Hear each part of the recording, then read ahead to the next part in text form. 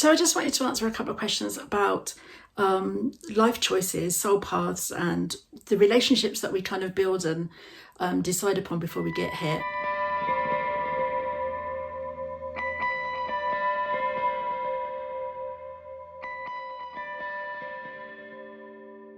And again, this is just my two penneth. This is just stuff that I've kind of come to over, my 56 years and kind of the last 30 odd years with spiritual development and reading and just my own understanding and what I'm assessing from my own guides. Okay, so you need to decide what fits to you, because no one can actually tell us the truth. No one can tell us the truth, because truth is very subjective to the individual person or being experiencing it, and no being can ever tell you anything explicitly that is true. Nothing is actually true or not true.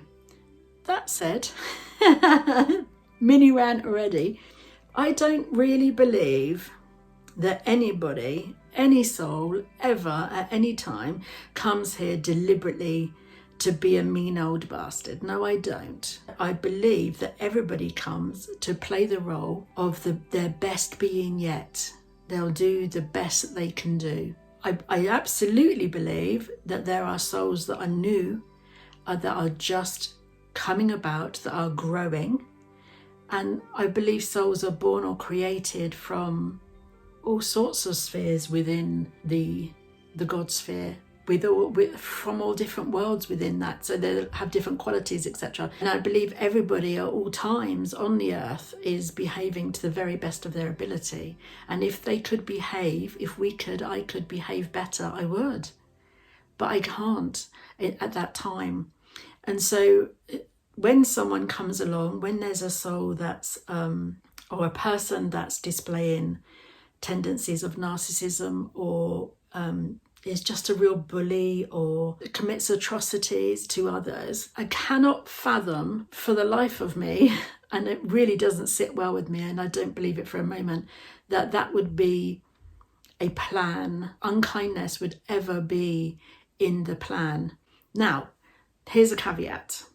I should really turn the camera around so I can go somewhere else to talk about this, because also, I do believe that God is everything. God is all things, love and hate, peace and war, black and white, big and small, all of the everythings. God is everything.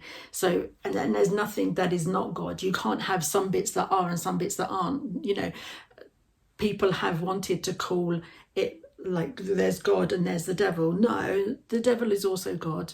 You just call it a different, you've put a label on that, whatever. Behaviour, everything is God. The God is the universe. The universe is one energetic body that is moving, vibrating, living, breathing. Okay, there will be some souls that have been born and aren't yet ready, or haven't yet grown into loving kindness, haven't understood yet, haven't developed all the ththings, they're kind of feral, if you like, or whatever, and they take a time and a turn to learn, because you even look at your own life, who you were 20 years ago to who you are now, who you were even last flipping week to who you are now. The decisions that you might make or the way you might approach or feel about something could be very different. Everything evolves all the time. For example, right, I need to learn how to stand up for myself, to take up space, to be somebody who, this is actually true, I do need to learn to stand up for myself and take up space, right? Which is why I'm making these videos. I'm deciding that my voice and my opinion and my value, I have value in the world to share this, whether somebody receives it or not. It's important for me to share it. It's a part of my self-love path, right? So I need to learn how to stand up and take up space and be whatever.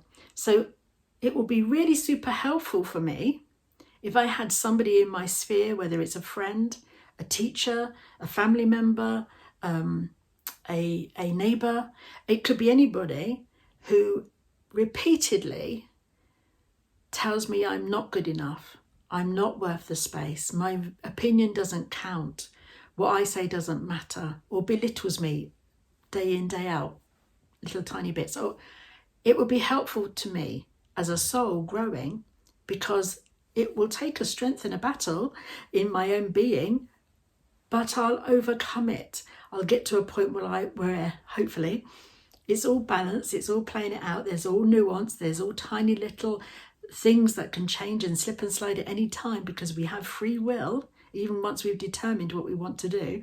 Eventually, I will turn around and go, actually, no more of that, thank you. That's enough of that. You can stop now and take back my power, stand in my power, stand in my value, stand in my worth. I mean, that's just an example. It could be for anything. Now, it wouldn't suit you so well. Supposing you had a family that was telling you how wonderful you were all the time. You're marvellous, and paying you attention and listening to you and giving you value, giving you the credence for what you're saying, telling you that what you have to say is worth something. If I had a family like that, if I was surrounded by people like that, I wouldn't need to develop my voice myself because it would have been done outside of me. Anyway, you get the gist. If I want to learn something as a soul, it would be really helpful to me to have people who come along and show me the kind of opposite, so that then I have to develop and learn that part of myself. I have to hone that skill myself. I have to sharpen that lens myself. And that is where the growth is. That's where the excitement is. It's a bit like, if you were going to have a game of cards or a game of tennis or a game of whatever, and you were going to win every time, that would be so boring. Nobody wants to play that game. Supposing I don't condone gambling, but what I'm saying is, supposing you were betting on something or other, and you won every time, you'd stop doing it because there's no flipping point. It's not thrilling, it's not exciting. There's no point and there's no purpose to learning it. So, we want to feel alive. We want to feel the thrill of learning new things and developing new skills and coming to a new place of understanding. We want to kind of feel ourselves evolving and growing as a soul. And it's really exciting. So those people that are in our lives who we might see as less grown than us, I don't for a minute believe that they're just as grown as us, but they've decided to play dumb for this lifetime so that we can all play our roles. I don't believe that. Sorry, I know I've said that about 10 times, but it makes me cross when I hear it, when people say that, because I'm like, no. We are all different levels of all sorts of things. I will be playing the knob to somebody else's story. I'll be the thorn. Well, I know I am the thorn in the side of half a dozen people I know in my life who, when they see me, they groan. That's the way it is, I am that person for other people.